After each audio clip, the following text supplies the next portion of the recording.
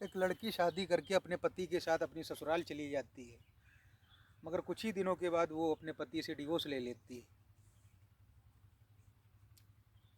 फिर उसकी हत्या हो जाती है।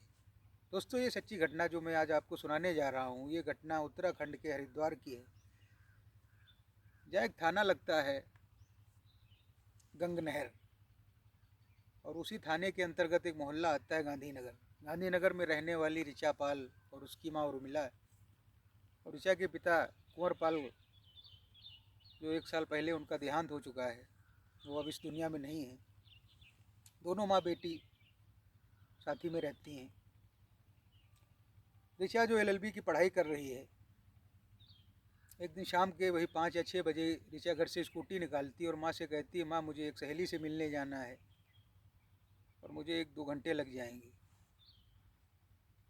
और वो चली जाती है।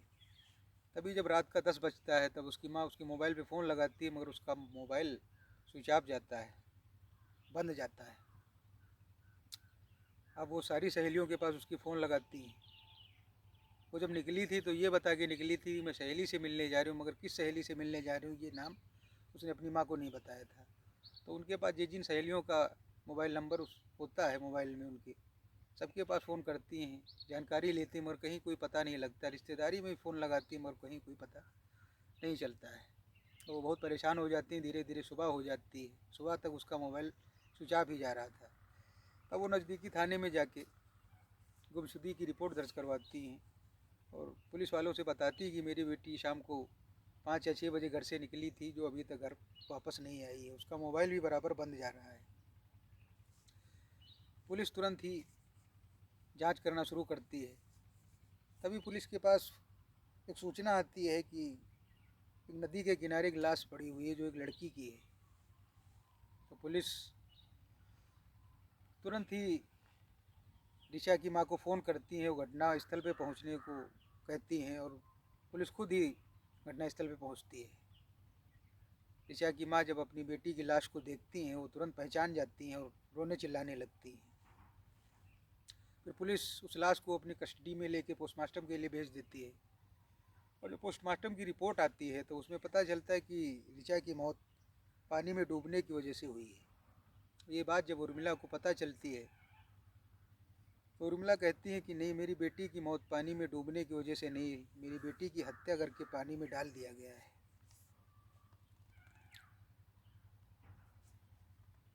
तो पुलिस उनसे पूछती है कि क्या ये रिपोर्ट गलत है, तो वो कहती है हाँ, ये रिपोर्ट गलत है। फिर उर्मिला पुलिस पे दबाव बनाती है कि इस घटना की जांच की जाए ताकि पूरी सच्चाई सामने आ सके। तभी उर्मिला पुलिस को बताती है, कहती कि मेरी बेटी ऋचा का एक लड़के के साथ प्रेम प्रसंग चल रहा था, जिस लड़के का नाम है अजय सैनी, जो एक फ़ोटोग्राफ़र है। फ़ोटोग्राफरी की दुकान उसने खोल रखी है। और एक दिन वो मेरे घर पर भी आया था, जिससे मैंने उसको बहुत डांटा था। यही सब पुलिस को बताती हैं। पुलिस अब उर्मिला की तहरीर पे अजय को कस्टडी में लेके उससे पूछताछ करना शुरू करती है। अजय कहता है कि मैं ऋचा से प्यार करता था, मगर मैंने उसकी हत्या नहीं की है। अजय पुलिस को घुमाता फिराता है, गोल मटोल बातें करता है, मगर वो जल्दी बताता नहीं है। जब पुलिस अलग अलग एंगल से उससे पूछना शुरू करती है, उस पर दबाव बनाती है,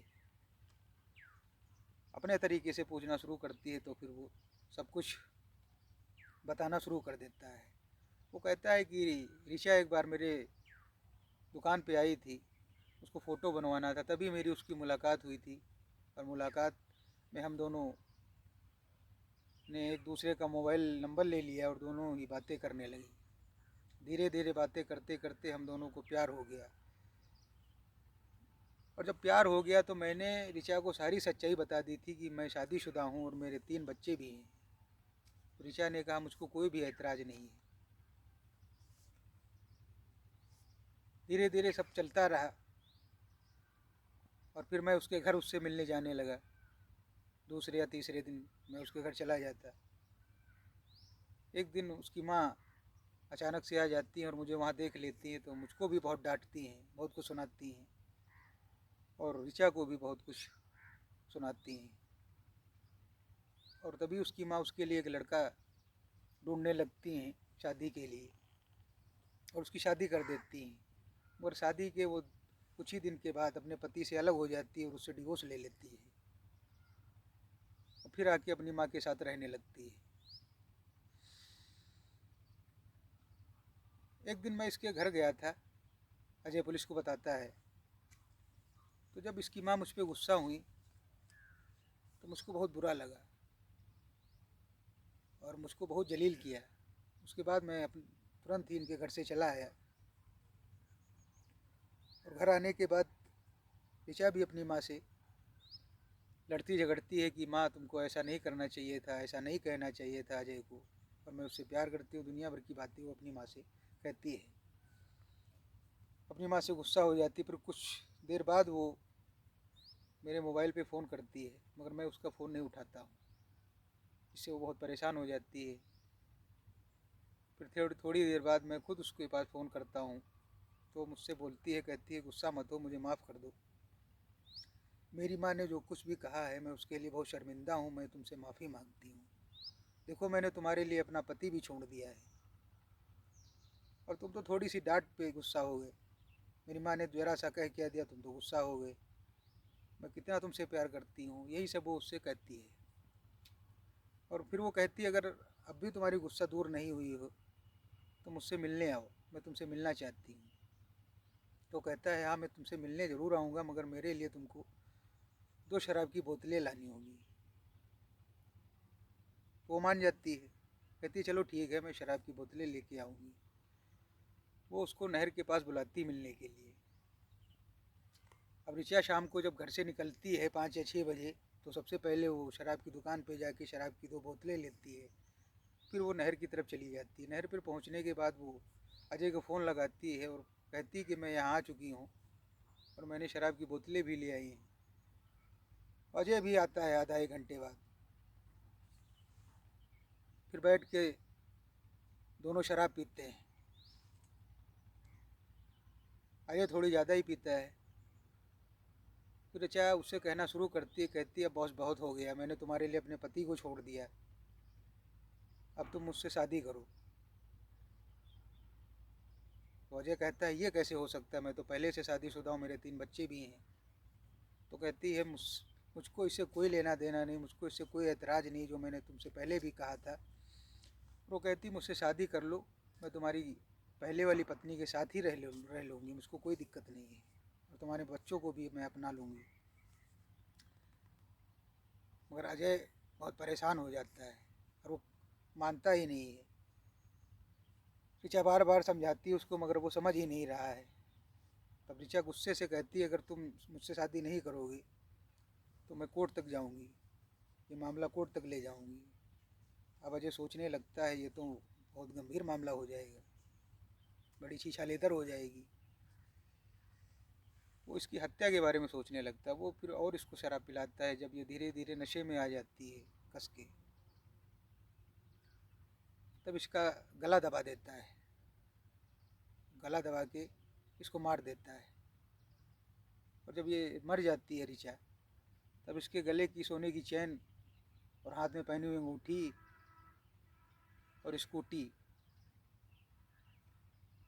उस जगह से ये हटा देता है और चैन वगैरह अपने पास रख लेता है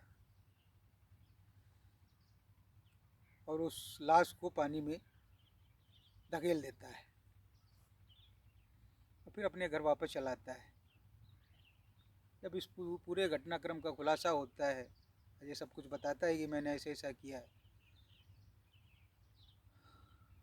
तो पुलिस अजय के खिलाफ मुकदमा दर्ज करके उसको अदालत में पेश करती है और फिर उसको सज़ा हो जाती है। दोस्तों ये घटना बता के आपके दिल को ठेस पहुंचाना मेरा मतलब नहीं है।